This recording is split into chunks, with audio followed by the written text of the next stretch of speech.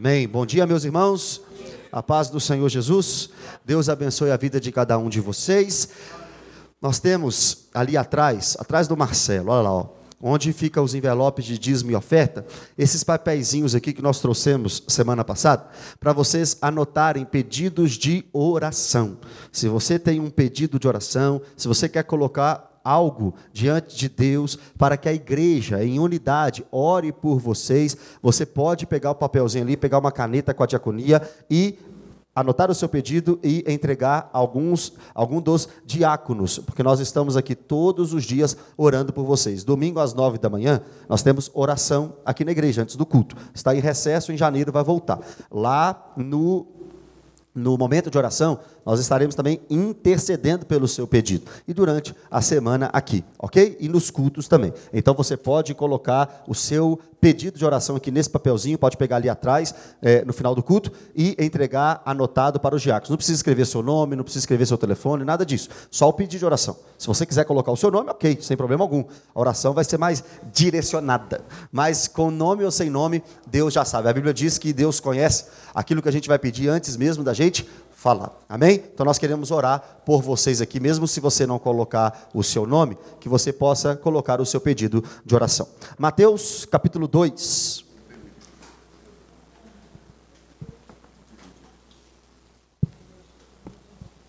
Eu queria falar com vocês nessa manhã.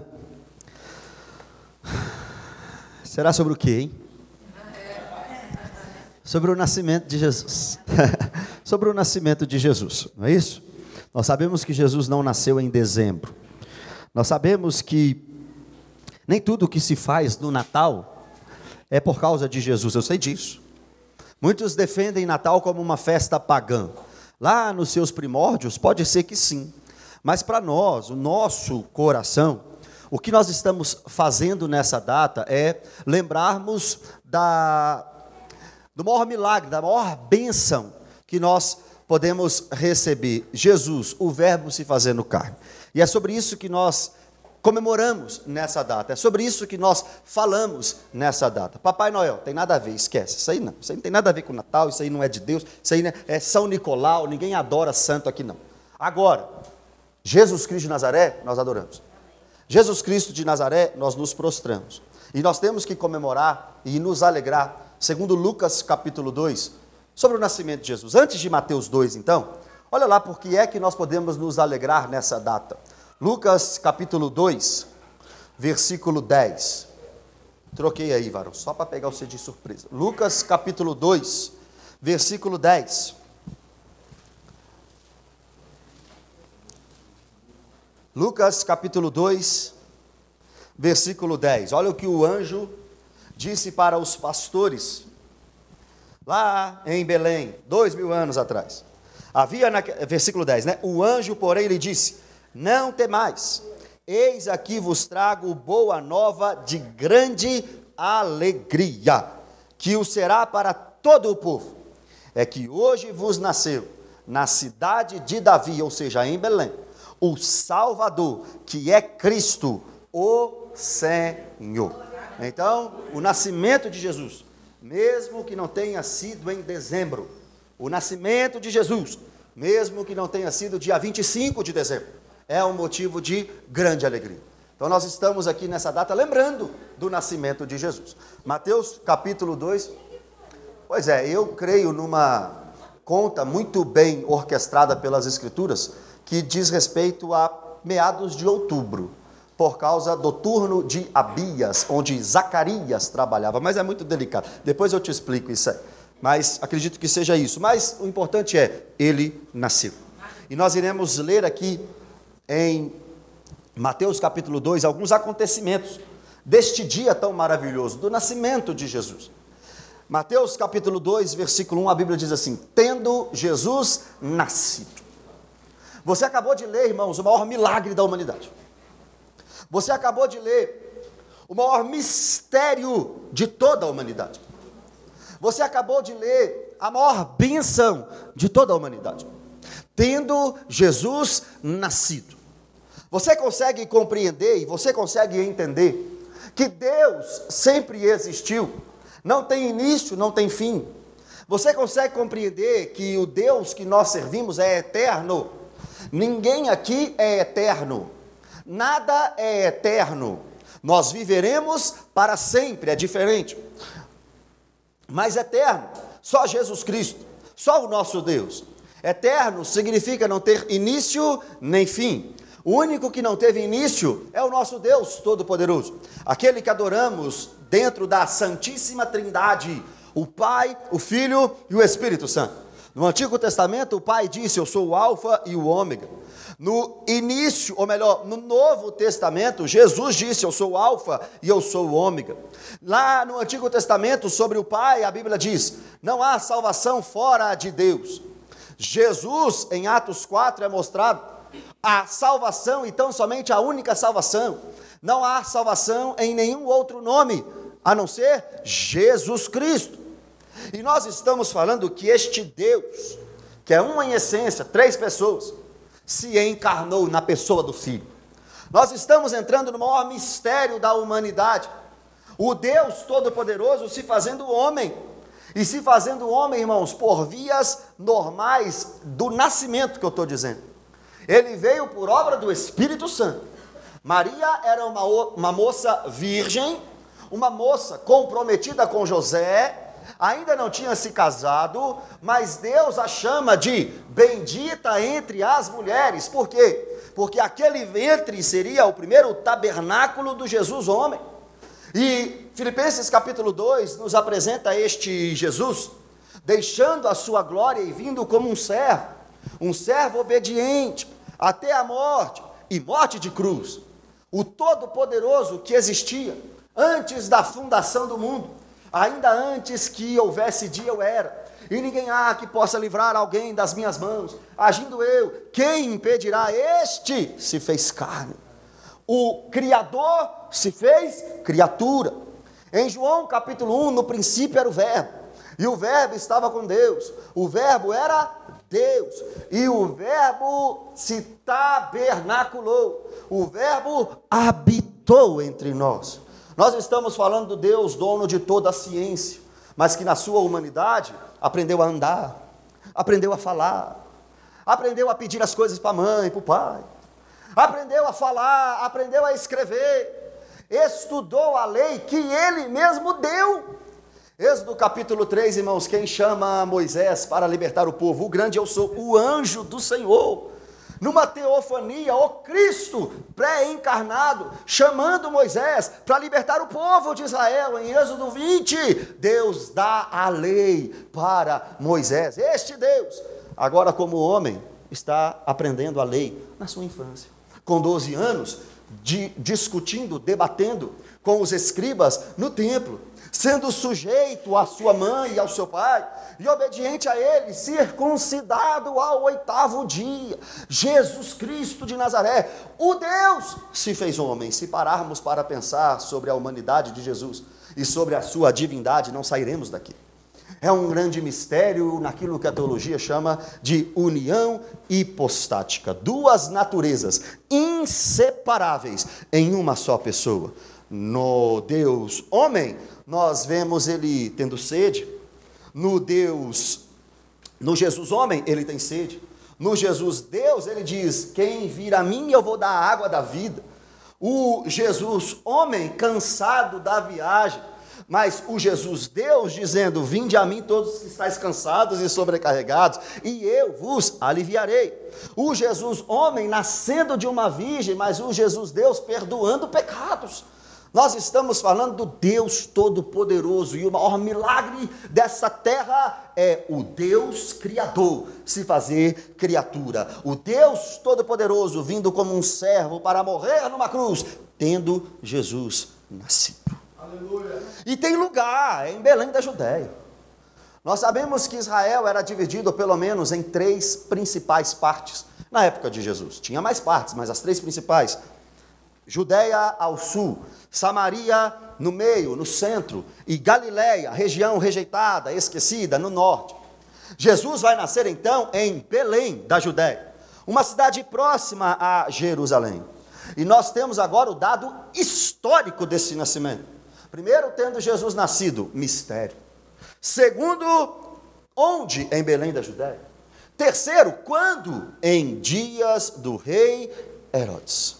Herodes era responsável por uma comarca, ele era responsável pela Judéia. Era um governador romano.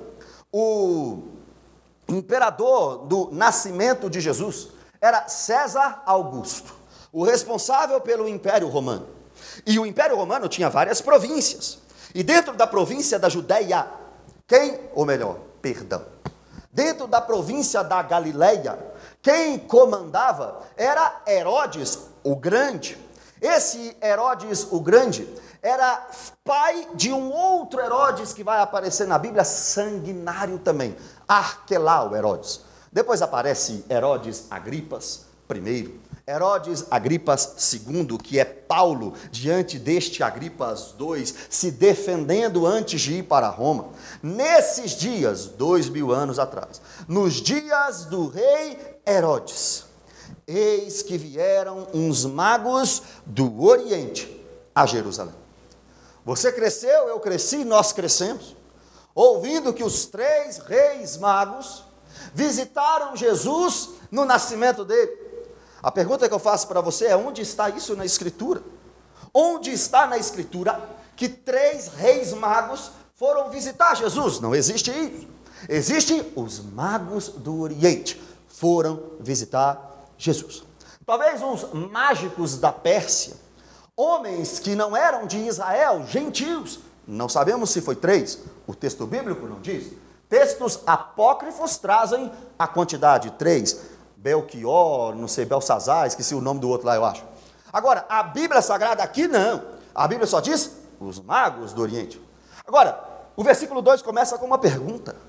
Olha a pergunta desses magos, que não eram de Israel, que eram gentios, que não tinham contato com a lei de Moisés, que não tinham contato com o Antigo Testamento. Olha o que eles perguntaram: onde está o recém-nascido? Até aí tudo bem. Rei dos judeus? Se você ler o Antigo Testamento com calma, se você estudar o Antigo Testamento nos seus detalhes, você vai perceber que um rei e um reino era prometido a Israel. No Salmo capítulo 2 e em todos os outros salmos, em vários outros salmos, nós temos a figura de um rei prometido a Israel. E um reino, principalmente em Daniel, no capítulo 2, no capítulo 7. Vocês lembram do sonho de Nabucodonosor, a estátua de Nabucodonosor? A cabeça era de ouro, o peito era de prata, a cintura era de bronze, a perna era de ferro, o pé era de ferro e barro. Isso demonstrava os impérios deste mundo, a Babilônia, a Pérsia, a Grécia, o Império Romano. Mas a Bíblia mostra nesse sonho que em Daniel capítulo 2, uma pedra não cortada por mãos humanas bate, sai da rocha, bate no pé dessa estátua e quebra toda a estátua. Essa rocha é Jesus Cristo e o seu reino. Então os judeus estão aqui esperando um rei e esperando um reino. Os magos do Oriente, homens que não eram de Jerusalém, homens que não sabiam tudo sobre a lei de Moisés. Estes homens chegam agora em Belém da Judéia, chegam em Jerusalém, melhor dizendo, perguntando para todos daquele lugar: cadê o rei? Cadê o rei? Cadê o rei? Cadê o rei? O rei nasceu! O rei nasceu! O rei dos judeus! Como é que eles sabem então que o rei dos judeus nasceu, se eles não tinham contato com a lei de Moisés? Como é que eles sabiam e conheciam sobre o menino que seria o rei dos judeus, se eles não eram judeus? A continuação: porque vimos a sua estrela no Oriente. Mais uma vez precisamos ir para o Antigo Testamento para compreender isso. Em Números capítulo 24, quem lembra de Balaão? Ninguém quer ser profeta como Balaão. E não tem que querer mesmo não. Porque Balaão no Novo Testamento é chamado de falso profeta. Balaão não amaldiçoou o povo de Deus, porque sobre Israel naquela época não valia encantamento. Deus não permitiu que Balaão obedecesse Balaque para amaldiçoar Israel. Não permitiu. Então qual foi o problema de Balaão? Primeiro, talvez ele queria. Segundo maior problema, Deus não permitiu Balaão amaldiçoar Israel. Mas Balaão ensinou a Balaque Como vencer os israelitas? Como? Fazendo com que eles se casassem com mulheres de fora de Israel. Esse foi o grande problema de Balaão. Não amaldiçoou Israel, não, mas disse, sobre Israel não tem como amaldiçoar não, mas coloca umas mulheres estrangeiras no meio desse povo, que a idolatria cai nesse povo, e esse povo é destruído. Agora, esse Balaão que tem pontos ruins, muito ruins, profetizou uma coisa. Profetizou que uma estrela guiaria os gentios, lá em Números 24, até o Messias. E é sobre essa estrela que os magos estão falando. Nós vimos a estrela dele, lá no Oriente, e essa estrela nos guiou até aqui. Cadê o rei? Vocês querem o rei para quê? Olha a continuação do versículo. Viemos para adorá-lo. É claro, meus irmãos, se encontramos o rei todo-poderoso, o que nós iremos fazer? Adorá-lo? Aqui nós temos uma prova da divindade do menino Jesus. Desde seu nascimento, desde o seu nascimento, homem, 100% Deus, 100% homem. Os magos do Oriente vieram até Jerusalém, vieram até a Judéia, para adorar um menino. Se Jesus não fosse Deus, eles estariam agora cometendo idolatria, porque adorar um homem é idolatria, mas adorar Deus é submissão. Adorar um homem é pecado, mas adorar Deus é obrigação. Eles vieram adorar o rei dos judeus. Olha o versículo 3. Tendo ouvido isso,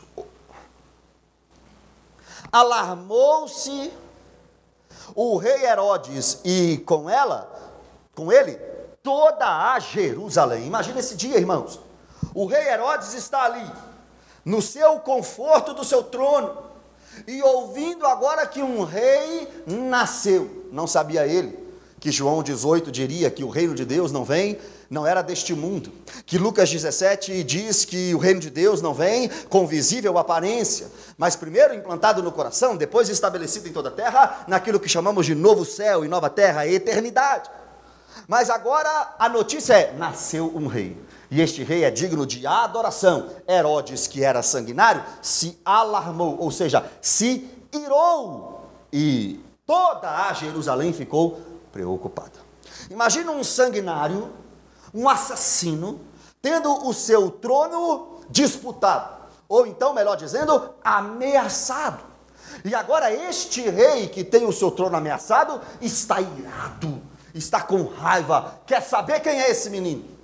A cidade inteira com medo, a cidade inteira alarmada, a cidade inteira preocupada. Aí Herodes tomou uma posição, uma decisão. Então, convocando todos os principais sacerdotes e escribas do povo, indagava deles onde o Cristo, o Messias, deveria nascer. E a resposta foi, em Belém da Judéia, responderam eles, porque assim está escrito por intermédio do profeta. E tu, Belém, terra de Judá, não és de modo algum menor entre os principais de Judá, porque de ti sairá o guia que há de apacentar a meu povo, Israel. Eu pergunto para vocês, só para quem lê Bíblia, só para quem conhece a Escritura, só para quem é íntimo da palavra de Deus, qual profeta profetizou que Jesus nasceria em Belém? Vou nem olhar, tomar uma água. Miqueias, no capítulo 5, no versículo 2. Miqueias profetizou que Jesus, o Messias, nasceria em Belém. Olha o que Herodes fez, irmão. Herodes não está nem aí para a lei de Moisés, não. Herodes não quer saber da lei de Israel, não. Herodes não quer saber do Deus de Israel, não. Mas se o trono dele está ameaçado, quem é que ele chama? Os escribas, os mestres da lei. E para os escribas e para os mestres da lei, Herodes pergunta, onde é que o Messias, o rei de vocês, vai nascer? O que é esse livro que vocês tanto estudam? O que vocês tanto falam? Esse manual que vocês tanto anotam, que vocês tanto observam, que vocês tanto procuram, onde é que está neste manual, neste livro, que o rei de vocês vai nascer? E a resposta é, em Belém da Judéia, porque o profeta disse, o profeta Miqueias. Agora, irmão, presta atenção, conhecer Bíblia quer dizer nada. Saber versículo quer dizer nada. Conhecer a Escritura quer saber nada, quer dizer nada. Satanás conhecia a Escritura e por 3 vezes tentou Jesus ir com uma delas, com um versículo, com o Salmo 90. Isso não quer dizer nada, porque os escribas sabiam a referência. Mas os escribas que sabiam que Jesus nasceria em Belém, não foram até Belém confirmar se ele era o Messias. Eles conheciam a Bíblia, mas não foram até o Messias. Os magos que não conheciam a Bíblia, foram até o Messias.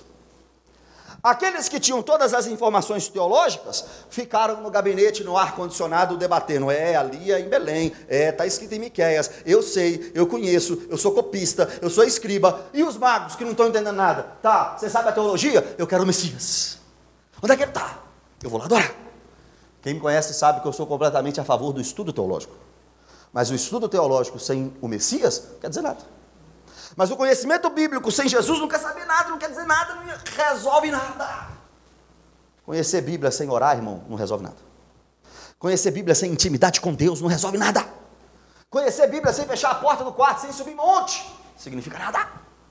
Conhecer Bíblia sem fazer com que ela entre no seu coração e transforme a sua vida, não quer dizer absolutamente nada. Jesus disse uma certa vez: vocês erram por não conhecerem a Escritura e nem o poder de Deus. Ou seja, vocês têm que conhecer a Escritura, teologia, mas vocês têm que conhecer o poder de Deus, intimidade. E aí vem o versículo 7. Olha o plano sagaz de Herodes. Me engana que eu gosto. Olha o versículo 7. Com isto, Herodes, tendo chamado secretamente os magos, inquiriu deles com precisão quanto ao tempo em que a estrela aparecera. Os magos, tem quanto tempo que essa estrela apareceu para vocês? Daqui a pouco nós vamos saber quanto tempo. E enviando-os a Belém, disse-lhes: ide informar-vos cuidadosamente a respeito do menino, e quando o tiverdes encontrado, avisai-me, para eu ir também adorá-lo. Olha Herodes, irmão, está preocupado com o trono, está preocupado com interesses pessoais, está preocupado com o reinado dele. Chama os magos e diz: tem quanto tempo que essa estrela passou aí, no meio de vocês? Para onde vocês estão indo? Para Belém? Pega todas as informações possíveis, porque eu quero adorar também esse menino. Ele queria adorar o menino? Ele queria intimidade com Jesus? Ele só queria informações para benefícios próprios, para não ter o seu trono perdido, para não ter o seu trono ameaçado. Então ali daquele jeito ele diz: eu quero informações sobre Jesus. Irmão, tem gente assim na igreja ou não? Tem gente que quer Jesus na igreja? Tem muita gente que quer Jesus na igreja. Mas tem muita gente também que não quer saber de nada, só quer as informações para ganhar benefício próprio. Só quer as informações para não ter a sua vida ameaçada. Opa, estão falando aí que sem Jesus a gente não é abençoado, então eu quero Jesus para ser abençoado. Estão falando que sem Jesus a gente não prospera. Eu quero prosperar. Você quer prosperar e vem para a igreja. Eu quero arrumar um casamento, mas as meninas aí da rua não tá dando não, porque um dia tá com um, outro dia tá com 2, outro dia tá com 3, lá na igreja as meninas são mais certinhas. Eu vou lá arrumar uma namorada. É assim que muita gente trata a igreja, como um banco, um lugar de benefícios próprios. O que você quer? Quer isso? Tem na igreja. Quer aquilo? Tem na igreja. Quer aquilo outro? Tem na igreja. Irmãos, isso aqui não é baú da felicidade. Isso aqui não é porta dos desesperados. Isso aqui é um lugar para ter relacionamento com Jesus Cristo. Os magos queriam adorar. Herodes queria benefício próprio. Versículo 9. Depois de ouvirem o rei, partiram, e eis que a estrela que viram no oriente os procedera. Ou seja, a providência divina guiando os gentios, não israelitas. Até que chegando, parou sobre onde estava o menino. Onde estava o menino? No versículo 11 eu vou falar, mas vamos no 10 primeiro. E vendo eles a estrela, alegraram-se com grande e intenso júbilo. Irmãos, os magos aqui agora encontraram onde estava o menino. Quem guiou os magos até o menino? Foi a estrela. Quem mandou a estrela para os magos? Foi Deus. Os magos não foram até Jesus sozinhos. Os magos precisaram do Pai para ir até o Filho. Em João 6, é exatamente isso que Jesus diz. Ninguém pode ir até Jesus se o Pai não o trouxer. Se o Pai não o trouxer. Não era a ação dos magos, era Deus guiando os magos até Jesus. E quando os magos chegaram em Jesus, grande e intenso júbilo, grande e intensa alegria. Não foi você que quis Jesus, Jesus que te quis. Não foi você que amou Jesus, eu estou falando no princípio, no início, na sua conversão. Foi Jesus que te amou. Não foi você que foi até Jesus, foi o Pai que disse assim: ô minha filha, vem até Jesus, porque eu estou te salvando agora. E aí quando você encontrou Jesus, alegria, júbilo, intensa felicidade, porque quem encontra Jesus de verdade, irmão, vive feliz. Eu não disse que não tem tristeza na vida. Eu não disse que não chora. Eu disse que vive feliz. Eu disse que é bem-aventurado. Quem encontra Jesus é mais do que feliz. Mas a vida está caindo aos pedaços. Mas eu estou indo para o céu. Mas o meu filho está me dando trabalho. Mas eu estou indo para o céu. Mas a minha esposa não quer saber de Jesus. Mas eu estou indo para o céu. Mas no meu emprego não tem dinheiro, estou desempregado. Mas eu estou indo para o céu. A minha profissão, nada dá certo. Ainda bem, eu vou morar no céu. Tudo isso vai virar passado. Não tem importância. Está todo mundo aqui numa fila indiana. Todos estão numa fila indiana. Tem o próximo. O próximo a quê, pastor? A morrer. Tem o próximo a morrer. Irmãos, daqui 50, 60, 70 anos, ninguém vai estar aqui mais. Quem vai estar aqui nessa igreja? Os nossos filhos, os nossos netos. Se Jesus não tiver voltado. Se não estivermos na glória todos juntos. Se isso não acontecer, ninguém vai estar aqui, irmãos. Qual é a sua alegria terrena? Se a sua alegria for terrena, louco! Essa noite te pedirão a tua alma. E o que tem preparado para quem será? Mas a alegria do cristão é chamada por Paulo de bendita esperança. Em Tito, a bendita esperança do cristão é a vinda de Cristo, a glorificação do corpo, a ressurreição dos mortos e a eternidade com Jesus. Quem encontra Jesus tem um intenso júbilo. Agora o versículo 11 vai quebrar todos os presépios que você já construiu na sua vida. É verdade. Versículo 11. Entrando na casa. Entrando na casa. Os presépios mostram Jesus numa manjedoura, até aí, ok. Não, o quesito aqui não é se presépio é certo ou errado, não é isso que eu estou falando, não. Eu estou falando sobre o que é montado. Até ali, o menino Jesus na manjedoura, está certo. Depois, Maria e José, certo. Os animais, certo. Os pastores diante do menino Jesus, certo. Os magos na manjedoura, errado. Os magos não viram Jesus na manjedoura. Os magos viram Jesus dentro da casa. Os pastores em Lucas 2 foram até o menino Jesus no nascimento. Perto do nascimento. Perto do minuto do nascimento, da hora do nascimento. Os magos não. Os magos viram Jesus dentro da casa. Só um parênteses para vocês entenderem o que eu estou falando.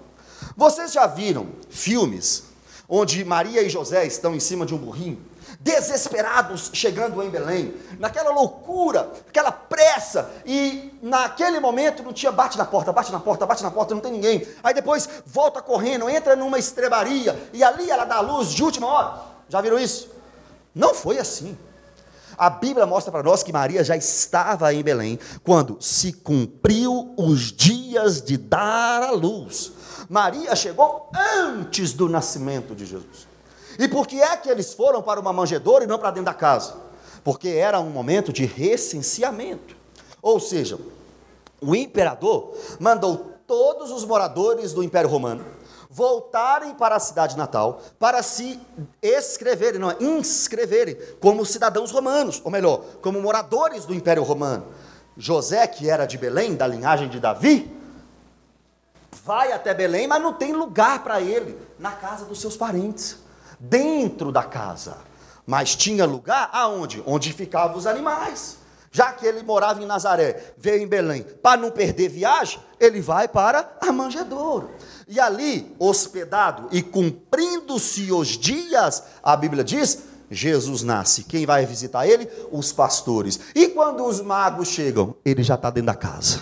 Entrando na casa. Viram quem? O menino, com Maria, sua mãe. O que dizer de Maria? Nenhuma mulher aqui teve o privilégio que Maria teve. Nenhuma mulher aqui se compara a Maria. Nenhuma mulher aqui tem a mesma bênção do ministério de Maria. Pastor, você é católico? Não. Mas Maria é chamada de a bendita entre as mulheres. Maria ouviu de Isabel essa verdade. Agora perceba comigo, Maria era uma pecadora. Por que você diz isso? Primeiro, todos pecaram e destituídos estão da glória de Deus. Não há um justo sequer, não há ninguém que entenda, não há quem busque a Deus. Terceiro, Maria clama por um Salvador. Vocês lembram do hino de Maria chamado Magnificat? Em Lucas capítulo 2, não, Lucas capítulo 1. Em Lucas capítulo 1, Maria canta uma música que minha mãe cantava antigamente. A minha alma engrandece ao Senhor. Quem já ouviu essa? E o meu espírito se alegra em Deus, meu Salvador. A Maria dizendo que Deus era o seu Salvador. Se Deus é o Salvador de Maria, é porque Maria precisava de um Salvador. Se Maria precisava de um Salvador, é porque Maria era pecadora. Se Maria era pecadora, era porque ela viria de Adão. Se ela veio de Adão, ela precisava de Jesus Cristo. O texto diz, viram o menino com Maria. Primeiro Jesus, depois Maria. Primeiro Jesus, depois o seu irmão. Primeiro Jesus, depois a sua família. Primeiro Jesus, depois os seus filhos. Primeiro Jesus, depois o seu trabalho. Primeiro Jesus, depois o seu ministério. Eles viram Jesus primeiro, depois Maria. Prostrando-se, o adoraram. Maria? Jesus. Eles foram para adorar, encontraram Jesus e adoraram Jesus. Abrindo seus tesouros, entregaram-lhes as suas ofertas, ouro, incenso e mirra. 3 presentes, por isso muitas pessoas pensam que são 3 magos. Mas o texto diz, os magos. Agora, o fato é, 3 presentes, ouro, porque ele era rei. Incenso, porque ele era divino. Mirra, porque ele veio para morrer. Embalsamavam, colocavam mirra num corpo antes da sepultura. E Jesus logo no seu nascimento já tinha sido ungido para a sua morte. Ele nasceu para morrer. Ele não veio passear, ele não veio perder tempo, ele não veio aqui ver como é que estava Jerusalém. Ele veio para expiar, propiciar. Ele veio para ser o Cordeiro de Deus que tira o pecado do mundo. Depois disso, versículo 12. Sendo por divina advertência, prevenidos em sonho, para não voltarem à presença de Herodes, regressaram por outro caminho à sua terra. Herodes não iria atrapalhar o plano. Depois que os magos foram até Jesus e adoraram, eles não voltaram até Herodes. O que eles tinham que fazer em Herodes? Nada. O que Herodes era importante para eles? Nada. Eles viram Jesus, não volto para Herodes não. Herodes tinha pedido, pega todas as informações e volta para mim. Mas o anjo disse, a divina advertência, melhor dizendo, disse, não volta para Herodes, vai embora para sua casa. Irmão, quem é guiado por Deus, irmão, obedece a Deus. Quem é guiado por Deus, livra de muita coisa. Quem ouve a voz de Deus, evita muita coisa. Quem ouve a voz de Deus, passa por muita coisa boa. E também tem momento que por coisa difícil. Versículo 13, tendo eles partido, eis que apareceu um anjo do Senhor a José em sonho e disse, dispõe-te, toma o menino e a sua mãe, foge para o Egito e permanece lá até que eu te avise, porque Herodes há de procurar o menino para o matar. Dispondo-se ele, tomou de noite o menino e sua mãe e partiu para o Egito, e lá ficou até a morte de Herodes, para que se cumprisse o que fora dito pelo Senhor, por intermédio do profeta, do Egito chamei o meu filho. 2 coisas aqui. Primeiro, um dos personagens menos mencionados na história de Jesus? O seu pai, José. Nós sabemos que José não é pai biológico de Jesus, mas José defendeu Maria, queria deixá-la secretamente, é verdade, mas depois tomou para si Maria, acreditou que era do Espírito Santo menino e trouxe Maria para si. E agora o texto está dizendo que ele ouviu no sonho, vai para o Egito. O que ele fez? Foi para o Egito, obediente. Ouviu a voz de Deus e obedeceu. José era um homem temente a Deus. José era um homem obediente. José ouviu a voz para ir para o recenseamento do homem, obedeceu. Ouviu a voz de Deus para ir para o Egito, obedeceu. Submisso ao homem, submisso a Deus. Era um homem de caráter, tanto na sociedade, quanto na intimidade com Deus. E agora o texto diz, fica lá no Egito até Herodes morrer, para que se cumpra a profecia, do Egito chamei o meu filho. Eu vou tomar uma água aqui, enquanto isso vocês me respondam. Qual profeta profetizou que o Messias viria do Egito? Boa. Oséias. Miqueias foi o nascimento em Belém. Oséias foi que ele viria do Egito, duplo cumprimento. Ou melhor, duplo cumprimento. O primeiro cumprimento, antes de Oséias, Israel saiu do Egito e foi para a terra de Canaã. O outro cumprimento, depois de Oséias, Jesus teria que vir do Egito. Mas ele não nasceu no Egito. Então Deus faz com que Herodes persiga as crianças em Belém, para que José e Maria fugissem para o Egito, para que de lá eles regressassem, cumprindo então a profecia de Oséias. É Deus que manda na história, meu irmão. Deus faz do jeito que Ele quiser, a hora que Ele quiser. Tem uma música que diz, não compreendo os teus caminhos, mas te darei a minha canção. José já não está em Nazaré, José está em Belém, não tem lugar para ele na casa dos parentes, e ainda vai para o Egito, para o seu filho não morrer. Parece que Deus não está com eles, mas justamente está, para que se cumpra a profecia, para que se cumpra a palavra de Deus, para que se cumpra o propósito de Deus. Por que está acontecendo tanta coisa difícil? Para que se cumpra a vontade de Deus na sua vida. 16. Vendo-se iludido pelos magos, enfureceu-se Herodes grandemente e mandou matar os meninos de Belém e de todos os seus arredores, de 2 anos para baixo, conforme o tempo do qual, com precisão, se informara dos magos. 2 anos atrás, os magos tinham ido até Herodes, para, guiados pela estrela, saber notícias do menino. 2 anos atrás, os magos não voltaram para Herodes. Então a decisão de Herodes sanguinário é, mata todo mundo de Belém, os meninos todos menores de 2 anos, menores de 2 anos, porque aí nós mataremos também esse menino. Mas Herodes não sabia que o menino já estava no Egito. Herodes não sabia que Deus já tinha protegido o Messias. Herodes não sabia que contra o menino e contra o plano de Deus, Herodes não poderia lutar. Então se cumpriu o que fora dito por intermédio do profeta Jeremias. Olha o tanto de profecias se cumprindo no nascimento de Jesus.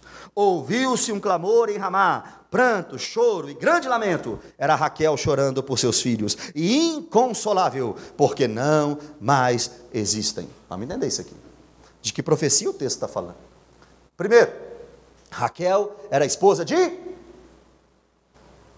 Jacó. Ô, gente, não me assusta não. De Jacó. Não era Raquel e Lia? Lia podia ter filho. Bila e Zilpa, as servas de Jacó, também deram filhos a ele. Mas Raquel era estéril. Assim como Rebeca, assim como Sara, assim como a esposa de Manoá, assim como Isabel. Ela era estéril. Ela não podia ter filho. Mas Deus abre a madre de Raquel e ela dá José para Jacó. Deus abre a madre de Raquel mais uma vez e ela dá Benjamim para Jacó. Só que no parto de Benjamim, Raquel morre. A nação de Israel, os filhos de Jacó, entristecidos por causa de sua mãe. E mais uma vez, Israel choraria em suas mulheres por causa dos seus filhos, quando? No cativeiro babilônico. Quando a Babilônia invade Jerusalém por 3 vezes e leva consigo os homens cativos para Jerusalém. os israelitas, principalmente as mulheres, as mães dos filhos chorando e se lamentando. Se cumpre essa profecia. Raquel como símbolo de todas as mulheres de Jerusalém. Mas o texto mostra que essa profecia se cumpre de novo, porque agora mais uma vez as mães israelitas estão chorando por causa dos seus filhos. Por quê? Porque Herodes mandou matar os meninos menores de 2 anos. Mas agora Herodes vai ver o que é bom para tosse. 19.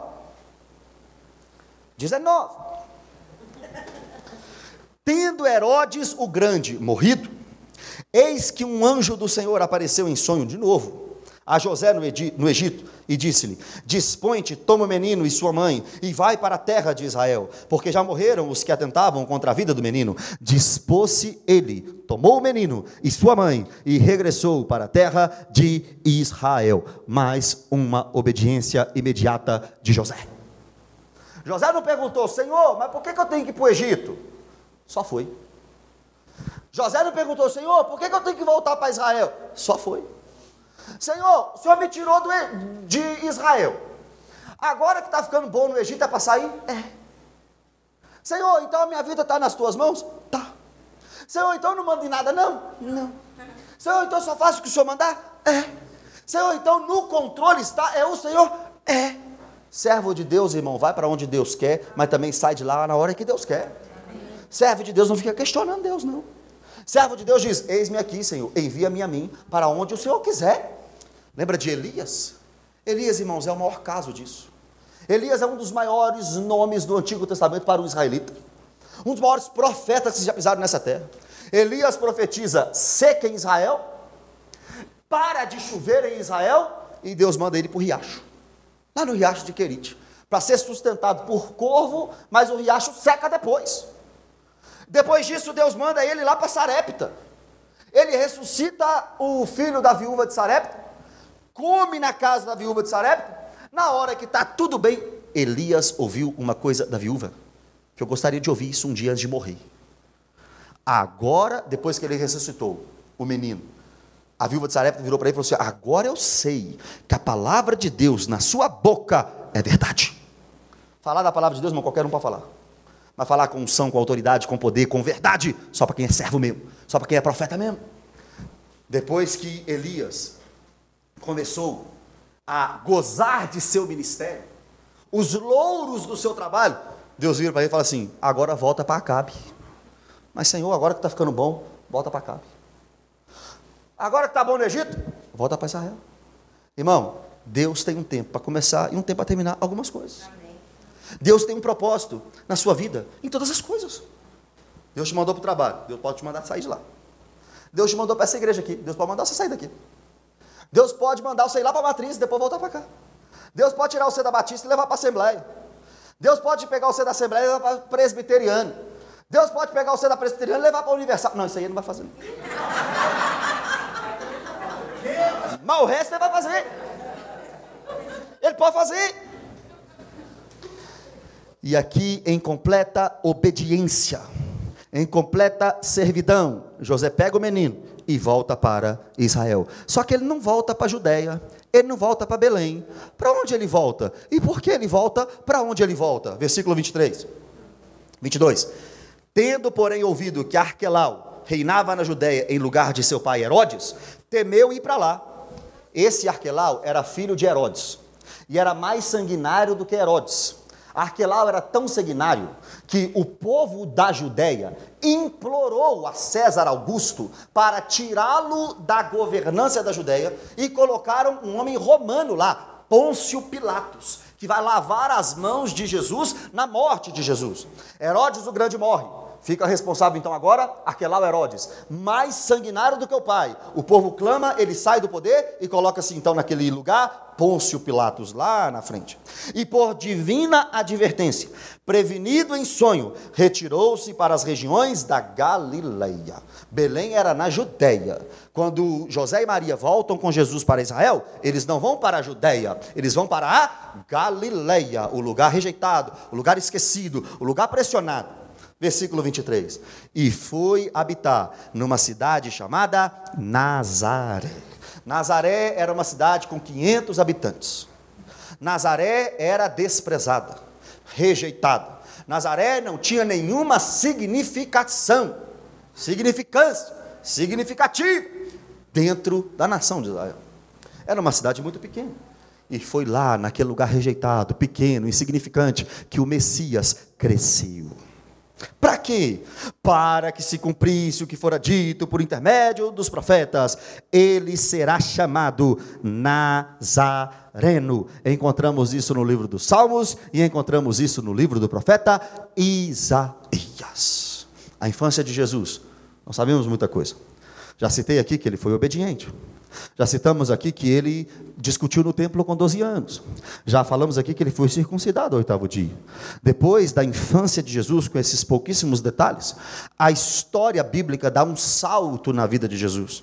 E mostra Jesus com 30 anos, sendo batizado por João Batista. Dali do batismo, o pai disse: esse é o meu filho amado, em quem tenho alegria, em quem tenho prazer, em quem me comprazo. Depois do batismo, Jesus, irmãos, foi levado depois do batismo para o deserto para ser tentado 40 dias, 40 noites por Satanás. Venceu as tentações com Deuteronômio. Está escrito: nem só de pão viverá o homem. Está escrito: somente a Deus adorarás e só a ele prestará culto. Está escrito: não tentarás o Senhor teu Deus. Depois disso, Jesus volta para a Galileia, mas não para Nazaré. Ele vai para uma cidade chamada Cafarnaum. E em Mateus capítulo 4, versículo 17, ele começa o seu ministério público, pregando a todos: arrependei-vos, pois está próximo o reino dos céus. Depois, Jesus começa a expulsar demônios, curar enfermos, curar pessoas, ensinar o reino de Deus, ensinar as grandezas do Sermão do Monte, ensinar o verdadeiro amor, ensinar o perdão, ensinar o que é congregar, ensinar o que é ser discípulo, ensinar o que é ser apóstolo, ensinar o que é ser enviado. Mas ele foi ungido com mirra. Então ele veio não para viver simplesmente, ele veio para morrer. O último domingo de Jesus de vida, ele entra de forma triunfal em Jerusalém. Na segunda-feira está purificando o templo. Na terça-feira está ensinando os discípulos os sinais do fim. Quarta-feira estão tramando para matar a vida de Jesus. Quinta-feira, Jesus faz a última ceia com os seus discípulos, é negado por Pedro. Sexta-feira de madrugada, julgado 2 vezes pelo sinédrio judaico. 9 da manhã daquela sexta-feira, ele sobe aquela cruz, fica 6 horas na cruz. Pai, perdoa porque eles não sabem o que fazem. Hoje mesmo estarás comigo no paraíso. Filho, está aí tua mãe, mãe, está aí o teu filho. Eloi, Eloi, lama sabachthani. Tenho sede, tetelestai, a ti entrego o meu espírito. São as 7 últimas frases de Jesus na cruz, dentre elas 4 orações. Jesus está crucificado durante 6 horas e ora durante 6 horas 4 vezes.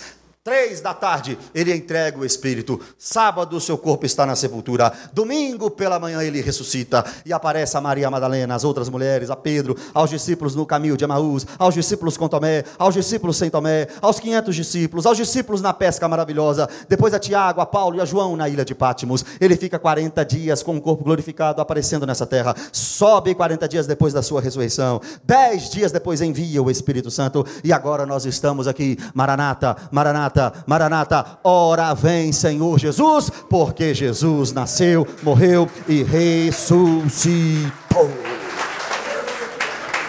Fique em pé no seu lugar. Vamos exaltar ao Senhor Jesus. Hoje é dia de glorificá-lo. Hoje é dia de engrandecê-lo. Hoje é dia de louvá-lo. Pai, obrigado, Senhor, pelo seu nascimento. Obrigado, Jesus, porque o Senhor veio à terra.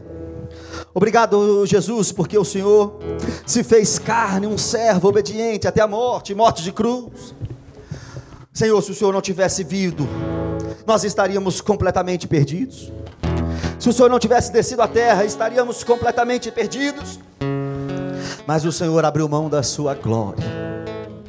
O Senhor abriu mão da sua glória e veio à terra para salvar pecadores. Te agradecemos, Senhor. Te agradecemos pelo dia de hoje, em nome de Jesus. Um menino nasceu, como um filho se nos deu.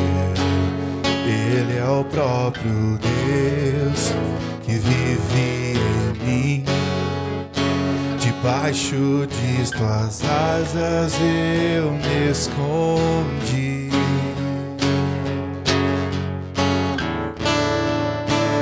E o Senhor